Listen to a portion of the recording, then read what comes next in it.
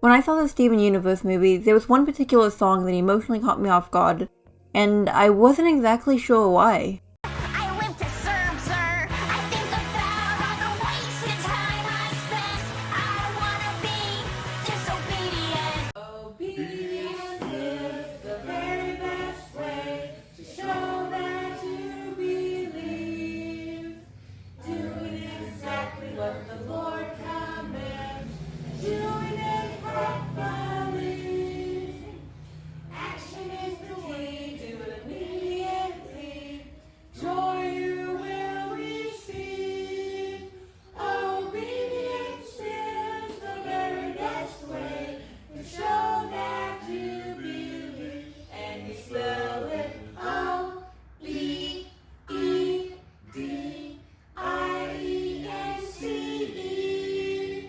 Obedience is the very best way to show that you believe. Oh, that's why.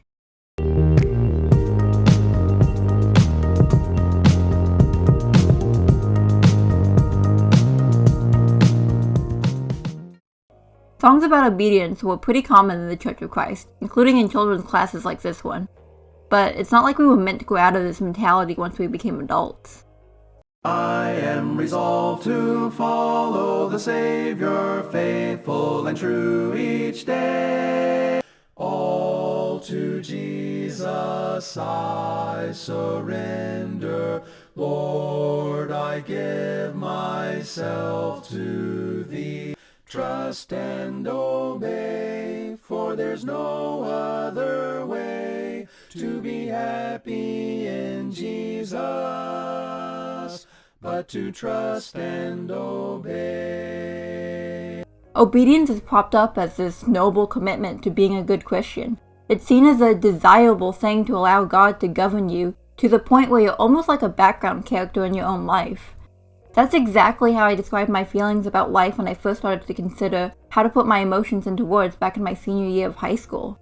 Obedience never taught me how to process being human and having human emotions.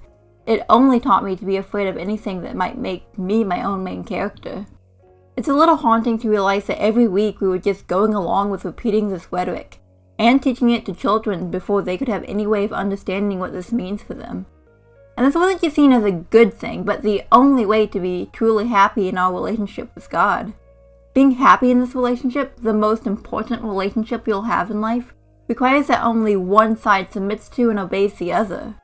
That's an extremely unbalanced and unhealthy power dynamic when taken out of the context of this romanticized idea of a mighty deity leading your life. I saw a post in the r/excoc subreddit about an outsider who attended a couple of Church of Christ sermons. A thing that really jumped out at them was the underlying message of obedience and submission that is often the bottom line. The post reads, "But these sermons were beyond annoying and beyond uncompelling. They disgusted me, and it wasn't immediately obvious to me why that was. And then I noticed their odd vocabulary choices. I don't think I've heard the words obedience or submissive used so frequently outside of a kink/BDSM context, let alone at other churches. That's when the real message of the sermons hit me. You are to submit, you are to obey. Obedience is how you show love. But it's not really a question of if you want to, you just will. And you will because you must. Unless, that is, you want hellfire. It's just the way life is, and because God made it that way, it is good. It's God's story, and you're a character that He can write, rewrite, and erase at His pleasure. God shows His love by including you, yes, you, in His story. You should feel honored by God's intention, for better or for worse. Whatever God says goes, and it doesn't matter if it seems strange or cruel to you. Quit whining. It is good. God is good." It wasn't until I got out of the Church of Christ that it even occurred to me that obedience might not be a good thing. There's no inherent moral good in obedience alone. It's just submitting yourself to a certain authority, and there's nothing about that authority's morality. But with the priming you often get in churches like this, most people take it as a given that God is the pinnacle of what is good. So submitting to Him must be good, right? And they either don't think to question it, or actively try to squash any doubts they might have about God's goodness. Obedience often plays out in ways that erase parts of who you are just to have peace of mind that you're in good graces with the author of the universe. I'm bi and I grew up even repressing my attraction to guys, the gender I was supposed to like, because at what point does that become lust and disobedience still? The Church of Christ likes to err on the side of better to be safe than sorry, so you end up trying to repress parts of yourself that might be sins just in case. And besides the big things like sexuality, there are so many little ways you're constantly vetting yourself as to whether you're being obedient or not. Am I showing obedience to God by the way I dress and speak? Am I allowing ungodly thoughts to stick around? Am I spending too much time consuming secular media and not enough time reading the Bible and praying?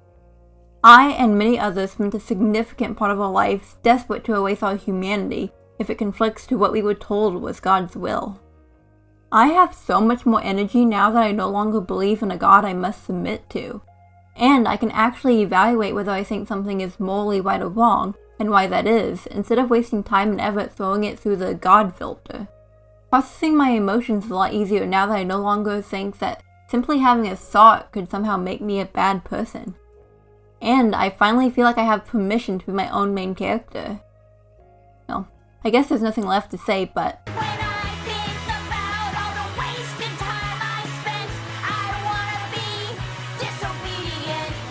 thanks for listening to me talk and stuff.